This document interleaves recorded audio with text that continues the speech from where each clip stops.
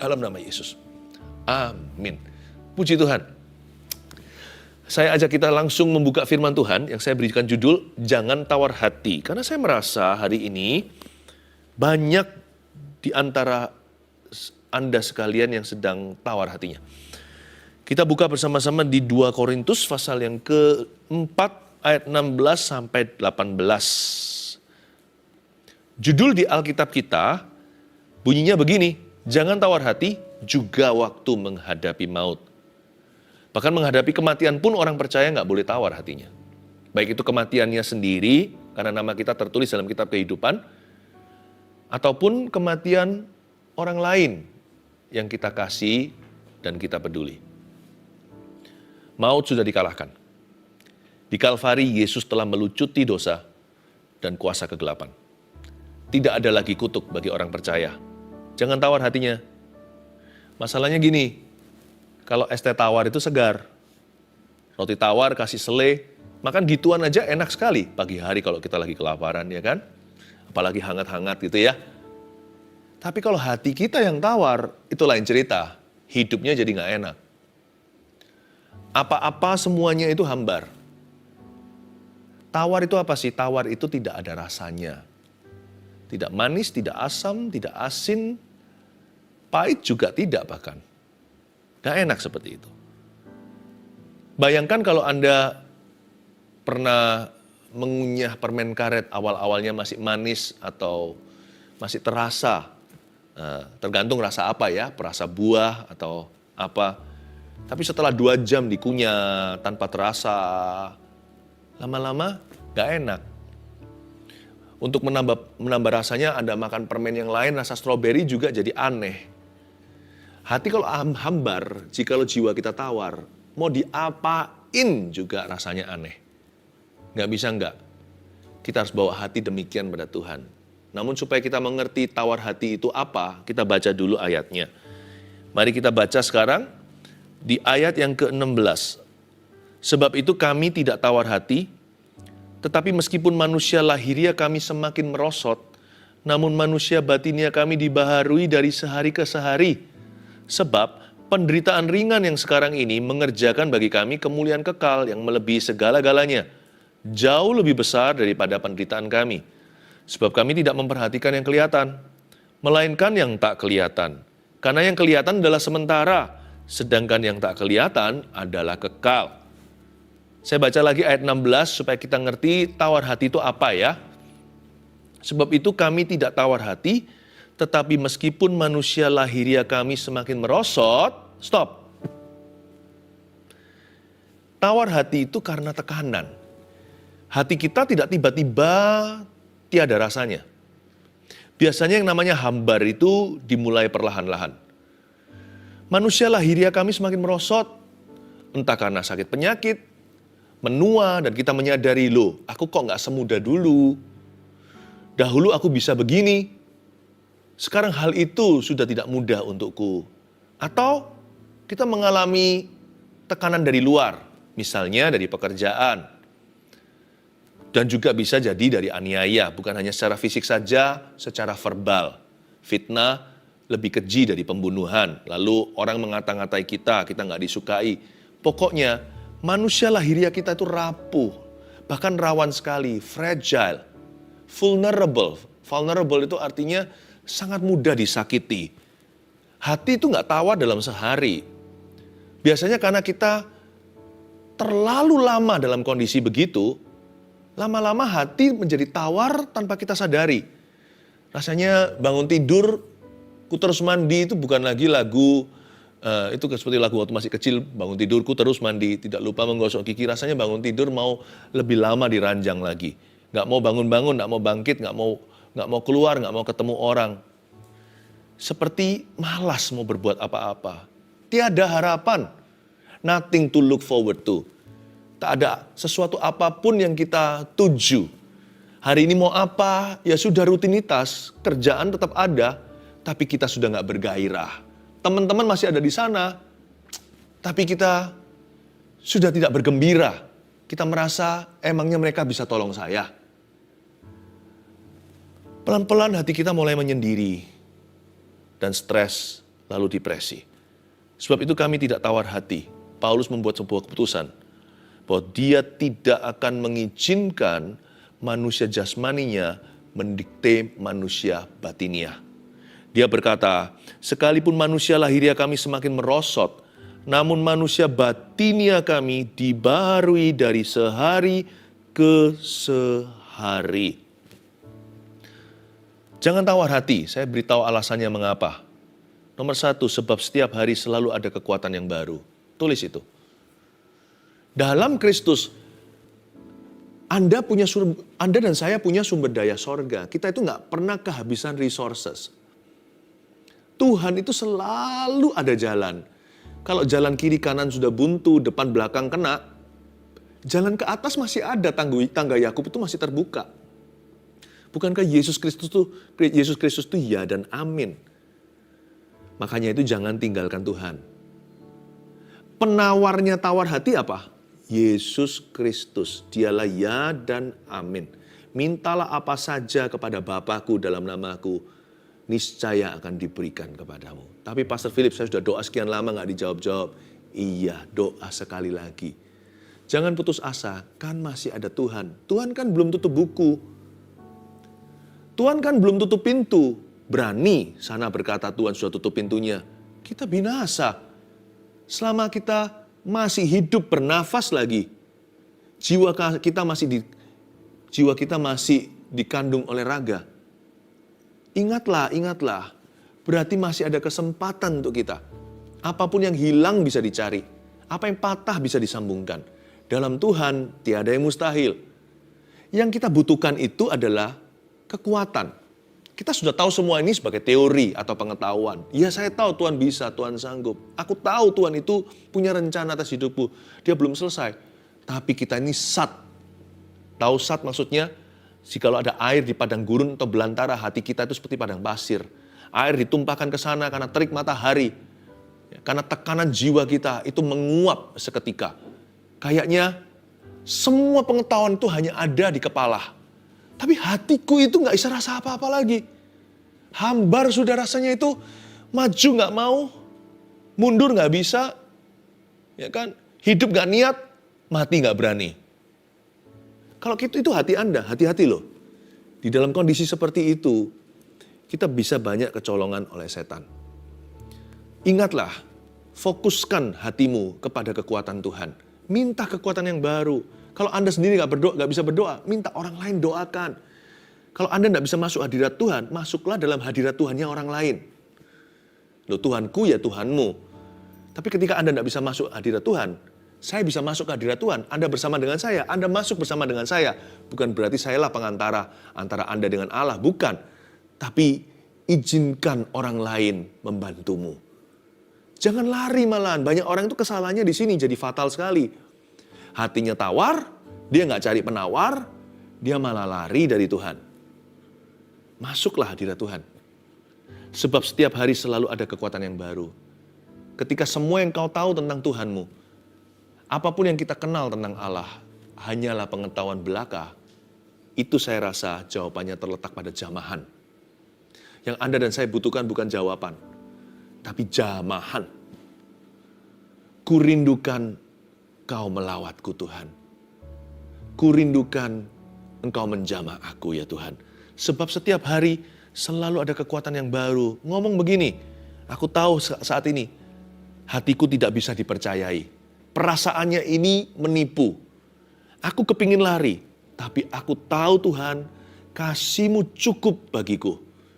Kuasa-Mu sempurna saat ku lemah. Justru ketika aku lemah, Engkau kuat ya Tuhan. Beriku kekuatan yang baru. All you need to do is ask.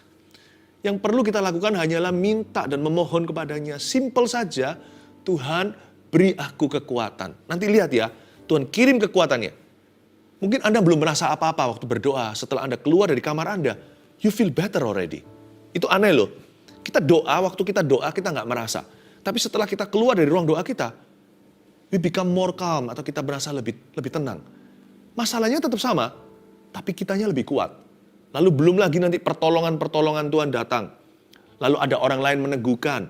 Tiba-tiba seorang sahabat lama sekali gak pernah kontak. Saudara seiman berkata, Aku semalam dibangunkan Tuhan untuk berdoa untuk kamu.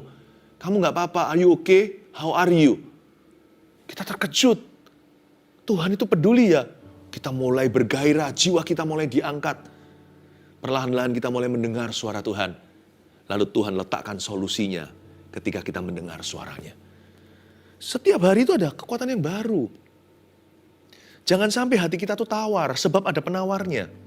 Bahkan ketika kita menghadapi maut pun gak boleh tawar hati kok. Tuhan itu komitmennya sama kita itu end to end. Ujung ke ujung dia alfa omega. Dia nggak hanya menenung kita di kandungan mama ketika hari kelahiran kita. Dia ada di sana. Tuhan itu sudah ada di hari kematianku. Saya nggak tahu kapan itu. Tuhan itu sudah ada di ujungnya. Tuhan Yesus itu juga gerbang sorga. Dia bukan hanya jalan kebenaran, bukan hanya kehidupan. Dia juga jalan kepada Bapa. Jadi Tuhan Yesus itu ada di situ. Hatiku tidak perlu tawar. Sebab setiap hari Tuhan akan menyediakan kekuatan yang kuperlukan. Tawar hati bukan standar anak-anak Tuhan. Tawar hati itu biasanya adalah sebuah kondisi di mana kita sudah lepaskan semua pengharapan. Saya ngerti kalau Anda capek, kalau Anda letih. Nggak apa-apa akui, nggak usah sangkal-sangkal diri. Banyak orang menyangkali, nggak apa-apa kok aku kuat. Padahal dia sudah rapuh setengah mati. Kalau nggak kuat ya ngomong apa adanya, aku nggak kuat lagi. Tapi jangan nyerah. You may rest but don't quit. Kita boleh istirahat, take a break. Ya kan? Istirahat dulu, rehat. Tapi jangan sampai kita menyerah, lemparkan handuk putih. Kalau Anda nggak kuat, ngomong apa adanya, aku nggak kuat. Doakan aku. Nggak ada salahnya dengan berkata gitu, pray for me. Waktu kita didoakan, sometimes kadang-kadang kita merasa kuasa Tuhan bekerja. Ada orang yang kita doakan tiba-tiba dialiri sebuah perasaan seperti disetrum oleh Tuhan. Ada orang merasa hangat seperti dipeluk seseorang. Ada orang merasa sejuk seperti hawa plong sorga. Ada orang gak merasa apa-apa tapi tenang damai sejahtera. Tapi setelah didoakan itu loh, kita rasa kok ada kekuatan baru ya. Aku gak sepanik tadi ya. Aku gak seputus asa itu seperti mau bunuh diri. Serasa ada pengharapan, padahal saya belum melihat solusi. Kalau Anda gak kuat, minta kekuatan. Sebab itu kami tidak tawar hati, tetapi meskipun manusia lahiriah kami semakin merosot, namun manusia batiniah kami dibaharui dari sehari ke sehari. Every day, tiap hari Tuhan sudah menyediakan kekuatan baru. Katakan amin. Ayat 17. Sebab penderitaan ringan yang sekarang ini mengerjakan bagi kami kemuliaan kekal yang melebihi segala-galanya. Jauh lebih besar daripada penderitaan kami. Wait. Tunggu. Coba kita pikir ulang. Siapa yang bicara ini? Who's talking now? Kalau yang ngomong ini orang yang hidupnya nyaman, gak punya problema, saya gak akan dengarkan. Tapi yang ngomong ini, yang tulis ini adalah seorang yang sudah sangat-sangat familiar dengan penderitaan. Orang ini yang menulis kalimat sebab penderitaan ringan yang sekarang ini, dia sebut penderitaannya ringan, adalah seorang rasul yang dipenjara, dicambuki, lewat kapal karam, difitnah, huru-hara. Apalagi duri dalam dagingnya. Sebut satu persatu dalam resume kurikulum fitnya. Orang ini aduhai penderitaannya. Kok bisa ya? He talks so light of his sufferings. Dia bicara begitu enteng atau meremehkan, mengentengkan atau meringankan penderitaannya sendiri. Itu loh orang Kristen. Belajar seperti Paulus. Anak Tuhan tuh gak boleh hiperbola kalau soal penderitaannya. Kalau orang lain sakit kita turut menangis, orang lain baru menetes air mata, kita sudah meratapinya, gak apa-apa. Itu namanya belas kasihan. Menangislah dengan orang yang menangis, kata Yakobus. Tapi kalau kita digencet sedikit oleh kehidupan, kena tekanan langsung nangis sejadi-jadinya, belum apa-apa. Orang lain mungkin hanya baru meneteskan air mata, kita sudah merengek-rengek mau mati. Berarti kecil sekali kekuatan kita. Sampai-sampai dikit-dikit tahan atau tidak tahan imannya. Kurang tabah lah kira-kira. Tapi orang yang ngomong ini, yang bilang ini adalah seorang rasul yang kerap kali menderita. Saya ulang ya, sebab penderitaan ringan yang sekarang ini. Penderitaan ringan yang sekarang ini. Ulang lagi, penderitaan ringan yang sekarang ini. Light suffering. Penderitaan ringan yang sekarang ini. Saya ulang lagi, sampai merema di dalam jiwa kita yang suka besar-besarkan masalah sendiri. Saya tahu masalahmu besar. Tapi nggak segede itu, percayalah. Pastor Philip nggak tahu sih, masalah saya juga besar juga nggak segede itu. Saya nanti buktikan kenapa masalah kita semua ini kecil. Saya ulang lagi dulu. Paulus bilang begini, sebab penderitaan ringan yang sekarang ini, penderitaan ringan yang sekarang ini, penderitaan ringan yang sekarang ini mengerjakan bagi kami kemuliaan kekal yang melebihi segala-galanya, jauh lebih besar daripada penderitaan kami yang ringan sekarang ini. Coba tulis dulu aja nomor 2 ya. Jangan tawar hati, mau tahu kenapa? Sebab masalah hidup kita itu ringan dan sebentar saja. Ringan kenapa? Saya berikan alasan. Penderitaan kita seberat-beratnya tetap ringan karena kita bukan orang yang paling menderita di dunia. Ayo, setuju nggak? Selalu ada orang yang lebih menderita dari kita. Coba, kita ini nggak fair. Nggak fair. Kalau kita soal barang atau uang, kita selalu compare, bandingkan dengan orang yang di atas kita. Waduh, andai ku kaya. Tapi kalau menderita, kita bandingkan dengan orang yang di bawah kita. Kamu tidak semenderita diriku. Kamu enak ya. Wah, kita besar-besarkan, kita seperti sudah berada di puncak Himalaya. Kita satu-satunya yang paling malang. Paling hebat lah penderitaan kita. Benar nggak? Padahal jujur, kalau Anda pikirkan sungguh-sungguh, penderitaanmu dan penderitaanku bukan yang terberat. Seberat-berat penderitaan kita masih ada yang lebih berat. Kalau memang betul-betul ada di dunia ini satu orang yang paling berat, dia masih malu sama Ayub. Jadi masalah kita itu ringan, harus setuju. Ayo sepakat sama saya. Udah jangan lihat masalah orang lain, persoalan sendiri. Ayo kita sama-sama mengakui bahwa problemaku ringan saja kok. Dibanding sama orang lain. Dibanding sama Yesus. Ya tapi kan Yesus anak Allah. Ya tapi kan Yesus nggak salah. Kalau kita menderita kan sepatutnya, selayaknya. Lah Yesus kenapa menderita kan untuk kita. Yesus aja nggak ngomel kok. Dia itu pikul salib kita. Kok kita itu ngomel melulu pikul salib sendiri. Kan kalau kita pikul salib sendiri, selumrahnya. Itu salib kita. Ya kan? Masalah kita dibandingkan orang lain gak ada apa-apanya Mas Ian. Makanya itu gini aja lah. Belajar pengakuan iman. Kalau masalah sendiri itu berkata, ya Tuhan penderitaanku ringan. Nanti ya, kalau pengakuan kita begitu, gak mudah tawar hati. Yang membuat tawar hati itu sebenarnya siapa yang menawarkan hatinya, yaitu dirinya sendiri. Kalau pengakuan kita itu memberat-beratkan, lama-lama hatinya gak tahan. Dia tertekan, hilang semua rasa. Manisnya hilang, asamnya hilang, pahitnya juga hilang, pahit juga enggak, manis juga kagak. Kita jadi orang yang gak jelas. Hatinya itu loh mati, padahal jiwanya masih hidup. Tubuhnya juga masih hidup, tapi hatinya itu sudah dead, sudah mati. Nah gimana kita mendengar suara Tuhan? Kita mendengar suara Tuhan itu dengan hati loh. Bukan dengan telinga jasmani, telinga rohani itu di hati. Makanya jangan tawar hati. Bahkan kalau menghadapi maut pun jangan tawar hati. Saya tunjukkan lagi kenapa penderitaan kita ringan. Ringan dibandingkan berkat yang kita terima dari Tuhan. Manusia itu bakat alam dari Adam. Jadi kalau dia ngalami masalah, dia fokus ke masalah itu. Dia lupa semua berkat-berkat yang pernah terjadi di hidupnya, yang sedang terjadi, masih terjadi, dan yang akan terjadi. Tapi kalau dia diberkati, dia akan segera lupa. Manusia itu lebih ingat pain. Kita itu lebih konsentrasi pada rasa sakit. Padahal rasa berkat itu sama banyaknya, jikalau bukan lebih banyak. Coba kalau kita mau fair-fairan, lebih banyak berkat atau tidak dalam hidupmu. Wah gak bisa Pastor Philip, hidup saya tuh malang-malang melulu. Contoh, Anda bernafas gak sekarang?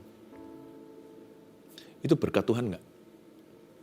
Saya itu berat secara ekonomi, hancur. Saya gimana balikan hutang ini itu? Tetanggamu itu kehilangan kekasihnya loh. Kehilangan pasangan hidupnya. Suami 40 tahunnya bersama dengan dia. Anda masih utuh suami istri, anak-anak masih di situ. Pernahkah kita hitung sebenarnya kita nggak merasa diberkati karena kita nggak pernah sengaja menghitungnya. Kalau kita menghitungnya, ternyata minimal ya unda-undi loh berkat dan salibnya. Memang di hidup ini nggak bisa gini loh, berkat melulu. Nanti kita lupa. Atau salib melulu. Nanti kita akan tidak tahan. Tuhan itu selalu izinkan berkat salib, berkat saling menyalip. Berkat saling berdatangan, salib pun harus kita hadapi. Nah, kalau kita mau sungguh-sungguh hitung berkat Kristus di hidup kita, semua yang free, yang diberikan cuma-cuma, you be very surprised. Ternyata minimal unda-undi loh, jikalau bukan berkat itu mengepungmu, tapi tidak pernah kau anggap sama sekali. Belum lagi, nama kita tertulis di kitab kehidupan anak domba Allah. Kita mati, mentah-mentah masuk surga. Itu mau bayar berapa? Aduh, orang-orang yang meringkuk di neraka hari ini, andai kata mereka bisa reinkarnasi. Nggak ada ya reinkarnasi dalam kekristenan. Yang ada resurrection, bukan reincarnation. Bukan reinkarnasi, yang ada adalah kebangkitan orang mati. Tapi andai kata ini omong kosongnya, ilustrasi kiasan saja, kalau mereka diizinkan seperti si orang kaya itu yang mohon-mohon keluar dari api neraka dan minta setetes air dari jari kecilnya Lazarus yang ada di sorga. Andai kata dia diizinkan hidup, mau nggak? Dia disuruh sengsara 80 tahun seumur hidupnya supaya masuk surga? Mau pasti. Daripada miliaran tahun merasa panca indera, persis seperti di dunia, hanya lebih tajam di akhirat. Dibakar hidup-hidup dalam belerang. Dan cacingnya tidak pernah mati, kertakan gigi di mana-mana. Mau nggak dia bayar harga 80 tahun sengsara? Mau dengan senang hati, kalau perlu 100 tahun sekalian. Untuk memastikan. Tapi nggak ada. Keselamatan nggak bisa dibeli. Tidak ada purgatori atau terjadi api suci. Nggak ada. Karena bagi setiap orang hidup hanya sekali, kata firman. Itu Alkitab yang katakan. Lalu penghakiman. Jadi kita nggak boleh ngomel. Karena sorga itu, the glory of God, itu jauh lebih besar. Hitung dengan berkat aja fair-fairan. Minimal unda-undi. Itu pun saya turun-turunkan ya. Saya bulatkan bawah. Kalau kita jujur, ternyata bulat atas, aduhai, kita ini dikepung berkat setiap hari, tapi kita jarang bersyukur. Makanya hati yang tawar itu nggak bisa bersyukur, karena dia memang gara-gara nggak bersyukur, dia tawar. Loh, kalau Anda nggak pernah tanam semangka, mana bisa keluar buah semangka kalau nggak ada bijinya? Tawar itu akibat nggak bersyukur, makanya tawar. Jadi penawarnya ya bersyukur, nanti lama-lama dia nggak tawar. Itu hati dikasih seles itu. Kasih stroberinya Tuhan, kasih buah-buah roh di sana. Ya. Karena kalau kita banding dengan berkat aja, kita melihat kebenarannya. Apalagi kalau kita bandingkan dengan glory. Wow, dengan glory. Nama kita loh tertulis di kitab kehidupan. Kita lanjutkan ayat yang terakhir 18. Sebab kami tidak memperhatikan yang kelihatan. Itu dia, jangan liatin terus aja yang nampak. Melainkan yang nggak kelihatan. Apa sih yang kelihatan, nggak kelihatan ini apa sih? Karena yang kelihatan adalah sementara. Ini bicara tentang hidup di dunia. Sedangkan yang tak kelihatan adalah kekal. Jangan tawar hati ya. Keluarga Saat Teduh yang saya sangat sayangi. Sebab nomor 3, hidup yang kekal di sorga menanti kita yang percaya. Ada heaven, ada sorga. Please jangan lupa. Sesusah-susah kita, hidup itu sementara. Sementara. Jangan ngomel terus. Saya ngomong gini bukan sedang kuliahi Anda. Saya gini juga ngomong sama diri sendiri. Aduh gitu aja loh. Udahlah. Hanya gitu aja.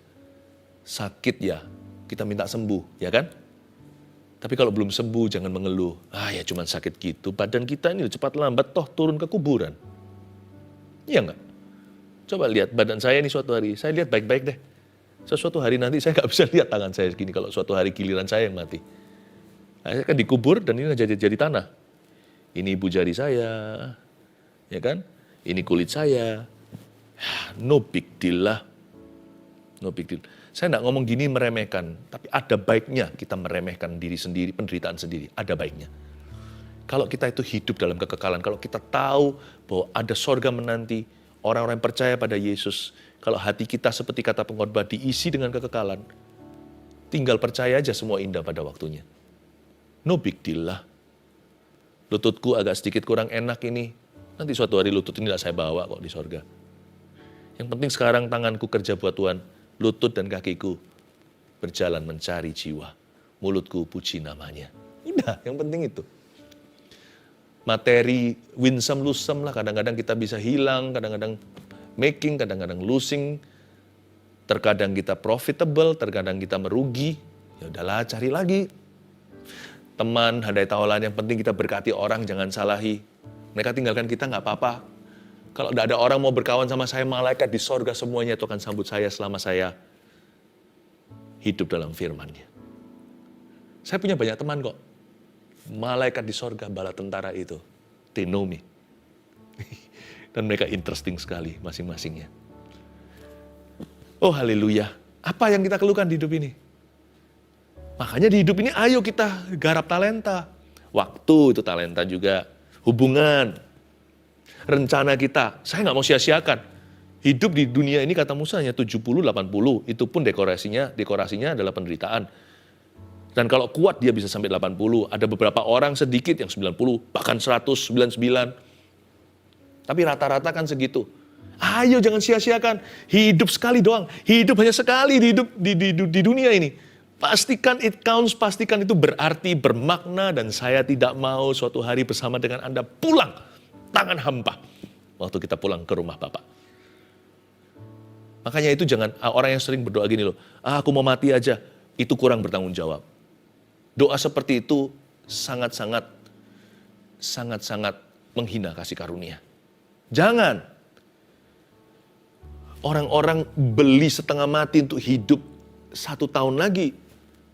Mereka melalui berbagai macam pengobatan supaya hidup lebih lama. Anda mau buang sia-sia gitu aja, mati aja aku. Lebih baik mati daripada begini. Loh kok begitu? Suami istri tidak punya anak.